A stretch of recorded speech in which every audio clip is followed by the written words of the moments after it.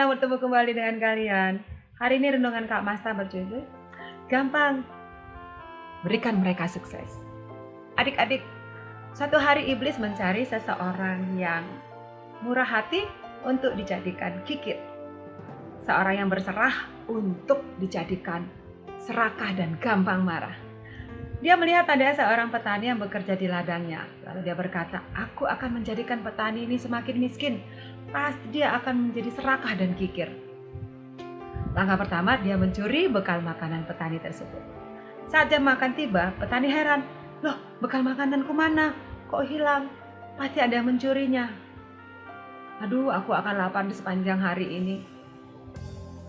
Ya sudahlah, kalau tetanggaku yang mengambilnya, mungkin dia sedang membutuhkannya. Si iblis heran melihat dari jauh. Kok petani itu damai sekali dan sangat ikhlas. Rencananya gagal adik-adik. Lalu dia mendatangi melaporkan kepada teman-teman iblisnya. Teman-teman iblisnya menertawakannya.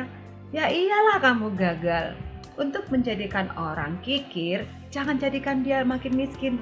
Tapi jadikan dia sukses, jadikan dia lebih kaya. Akhirnya si iblis membuat strategi baru. Dia membuat tanah petani tersebut lebih subur lagi adik-adik.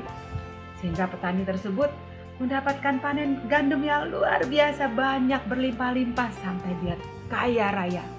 Sedangkan petani yang lain semua gagal panen. Untuk merayakan kesuksesannya, untuk merayakan keberhasilannya, petani tersebut mengundang teman-teman dan tetangga-tetangganya untuk makan berpesta pora. Ketika mereka sedang menikmati makanannya, petani datang kepada tetangga-tetangganya menagih utang-utang tetangganya, utang-utang gandum yang mereka pinjam. Tetapi tetangganya tidak bisa memberikan adik-adik karena apa? Mereka masih dalam masa paceklik. Petani tersebut marah-marah adik-adik dan dia berkata, awas ya kalau kamu tidak membayar utang gandum kamu. Itu adalah gandumku, itu adalah hasil keringatku. Kak Masta bacakan Lukas 6 ayat 20. Yesus berkata, berbahagialah hai kamu yang miskin, karena kamulah yang punya kerajaan Allah. Dan ada versi Matius 5 ayat 3.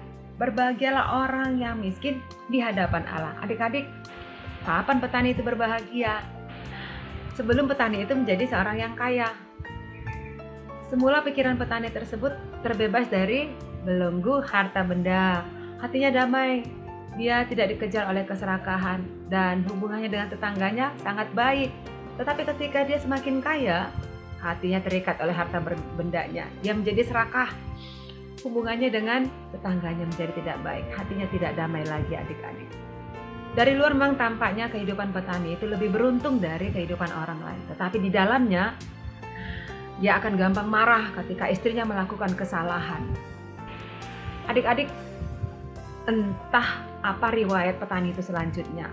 Dan entah apa pula yang terjadi pada iblis tersebut.